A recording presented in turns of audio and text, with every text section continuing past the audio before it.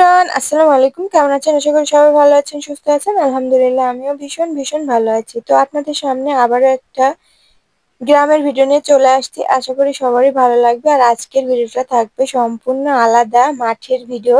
তো মাঠে কি কি করছি, ধান কিভাবে চাড়ছি, তো সেটাই ফার্স্ট টাইম আমি ধান চাড়বো, সেই সব নিয়ে থাকবে আজকের ভিডিওটি। তো ভিডিওটি যদি একটু ভালো লেগে থাকে, ভিডিওটির উপরে একটা লাইক এন্ড চ্যানেলটাকে সাবস্ক্রাইব করে আমার সঙ্গে থাকবেন।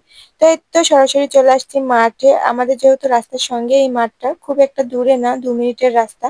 তো তার জন্য এখানে আসছে। আর আমাদের এই তো ধান চারার জন্য জায়গা করা হয়েছে। এবছরে আমাদের প্রচুর ধান লাগাবে। প্রত্যেক বছরের থেকে এবছরে সব থেকে বেশি চাষাবাদ হবে আমাদের ধানের। তো তার জন্য এই বেডটাতেও হবে না, আমাদের দূরের মাঠে আবারও ধানের চারা করার জন্য জায়গা করা হয়েছে। তো যেহেতু এই জায়গাটা কাছে, তো তার জন্য ভাবলাম আসছি। তারপরও আমার খুবই লজ্জা লাগছিল, যদিও মাঠে কাউকে আমি দেখতে পাইনি। একজন ছিল, সেটা আমাদেরই নিজস্ব এক কাকা।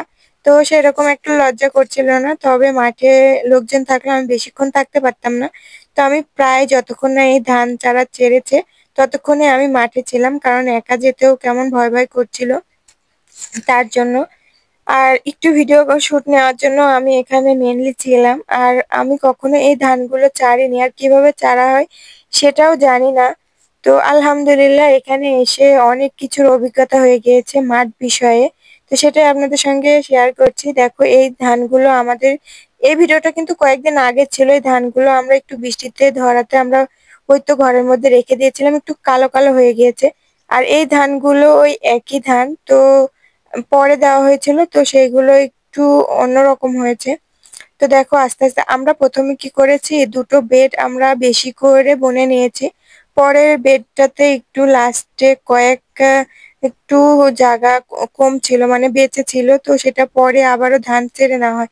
তো ফার্স্টে আমরা যদি 3 বেডই ধান হালকা করে ছেড়ে নেওয়ার পরে যতটুক ধান বেঁচে থাকে, তখন আবারও উপর দিয়ে ছিটিয়ে দিতাম, তাহলে এই কাজটা হতো না।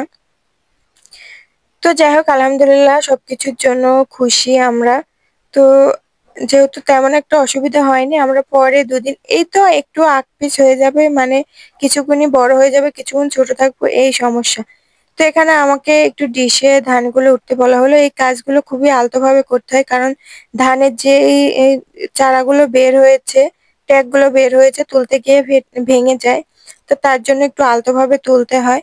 তো আমি তুলে, এখানে দেখো কত কাদা, প্রচুর কাদা এই মাঠে। আর আমাদের যেহেতু এঁটেল মাটি, তো আমি তুলে এখানে দাঁড়িয়েছিলাম অনেকক্ষণ, গল্পও করলাম দেবরের সঙ্গে অনেক কিছু। কিভাবে আমি আসলে একটু বলছিলাম যে আমি একটু ধানগুলো চেড়ে নেব, কারণ আমি চারতে গেলে হয়তো হবে না, নষ্ট হয়ে যাবে। তো তার জন্য আমি একটু ভয়ে ভয়ে ছিলাম।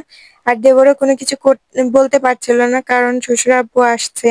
তো সে যদি কিছু বলে, তার জন্য সেও ভয়ে ভয়ে কিছু বলছে না। তবে বললো যে একটু ওয়েট করেন, লাস্টের দিকে আপনাকে দিব, হচ্ছে একটু চেড়ে নিয়েন, তাহলে হচ্ছে অসুবিধা হবে না। তো শ্বশুর আব্বুকে বলাতে তো আমি নেমে পড়ি চারার জন্য। ভয়ে ভয়ে নামছিলাম খুবই। তো আব্বু বললো যে হচ্ছে একটা জায়গায় অল্প করে ছিটিয়ে দিতে, তাহলে সে পরে ঠিকঠাক করে নেবে, কারণ একভাবে ধানগুলো না পড়লে না, কোনো জায়গায় কম থাকবে, কোনো জায়গায় বেশি থাকবে। তো আমি অল্প করে ছিটিয়ে উঠে আসি, পরে শ্বশুর আব্বু ওখানে ঠিক করে নেয়। তো বলছে এভাবে না, এভাবে করতে হয়। তো আমি কোনোদিনও করিনি, ফার্স্ট টাইম। তো এই তো 2 বেড দেওয়া হয়ে গেছে, লাস্টের বেড। তো অল্প করে জায়গা নেয়, যেহেতু অল্প একটু বেঁচে থাকে। আর দেখো মাটির কি অবস্থা। তবে মাঠে আসতে আমার খুবই ভালো লাগে। আর এই দেখো, অল্প একটু আছে, এগুলো হচ্ছে অন্য এক ধান। তো এগুলো একটু আলাদা করেই ছেড়ে নিবে। তো দেখো, এই যে এগুলো নতুন দেওয়া হয়েছে, এটা চকচক করছে, আর দেখো কত ট্যাগ বের হয়েছে। আর এই দেখো, এখনো ধান রয়েছে, এই ধানগুলো কাটার পরে আমাদের ধান লাগানো হবে। তবে এই ধানগুলো আমাদের না, আমাদের এবছরে ধান লাগানো হয়নি। তো আলহামদুলিল্লাহ, সব কাজ কমপ্লিট করে চলে যাচ্ছে। দেখো কি অবস্থা রাস্তা। এই রাস্তাতে কিন্তু শুকনার সময় ভ্যানও চলে, এখন কিন্তু আর কোনো কিছুই যেতে পারবে না, মানুষ যাওয়া খুবই কষ্ট। আর আমি কাদার দিনে এই কাদা মাটিতে হাঁটতে পারি না, পানিতেও নামতে পারি না, আমার পা খুবই কাঁপে আর খুবই ভয় হয়। তো শখ করে আসছি, আর কোনোদিনও এই বৃষ্টির মধ্যে আসতে পারবো না। যখন ধান হয়ে যাবে তখন, আর ধান লাগানোর সময় ট্রাই করব, তবে আমাদের ঘরের সঙ্গে যে জমিগুলো আছে সেই জমিতেই ধান যখন লাগাবে তখন একটু ট্রাই করব ধান লাগানোর জন্য। সেটা আপনাদের সঙ্গে শেয়ার করব। আর সবকিছু ভিডিও প্রতিদিন ডে বাই ডে দেখার জন্য অবশ্যই আমাকে এই চ্যানেলটাকে সাবস্ক্রাইব করে দিতে হবে। তো এখানে আমি একটা ব্যাঙের পোনাকে মাছ ভেবে আমি ধরতে গিয়েছিলাম। তো সবাই বলছে এখানে মাছ নেই, তো এখানে ব্যাঙ আছে। তো পরে দেখি যে না, সত্যি ব্যাঙের বাচ্চা।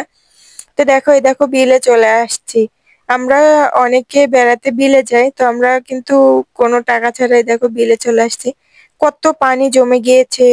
জানি না এবার হচ্ছে বর্ষাতে আমাদের ধানগুলো হবে নাকি। এখনই যে অবস্থা, যে পরিস্থিতি, তো জানি না কতটুকু কি হবে। মাঠ তো প্রায় ডুবে ডুবে অবস্থা হয়ে গিয়েছে। এই দেখো, এটা হচ্ছে আমাদের পাশের এক দাদা শ্বশুরদের হচ্ছে চারা। তো তিনি কয়েকদিন আগে দিয়েছিল, কত বড় বড় হয়ে গিয়েছে। তো এগুলো হচ্ছে তারা সবার আগে লাগাবে। আমাদের যেহেতু এবার পুরো মাঠ ফাঁকা, তো খুবই আগর করে আমাদের ধান লাগাইতে হবে। তার মাঝেও দেরি হয়ে গেল, দেখো দাদাদেরই আগে হয়ে গেছে। এই তো রাস্তায় যে দূরে টিন দেখা যাচ্ছে, ওটা আমাদের বাড়ি। তো বাড়ি চলে যাচ্ছি। দেখো বাড়ির সামনে কত কাটা, এই মাঠটা পেরোলেই হচ্ছে রাস্তা, রাস্তার সঙ্গে আমাদের বাড়ি। তো এই তো বাড়ি চলে আসছে। দেখো, এই দেখো কত মহিষের গাড়ি। তো গ্রামের ভিডিও গুলো কিন্তু খুবই দেখতে ভালো লাগে। তো ভিডিওটা নেক্সট পার্ট আসছে। আল্লাহ হাফেজ।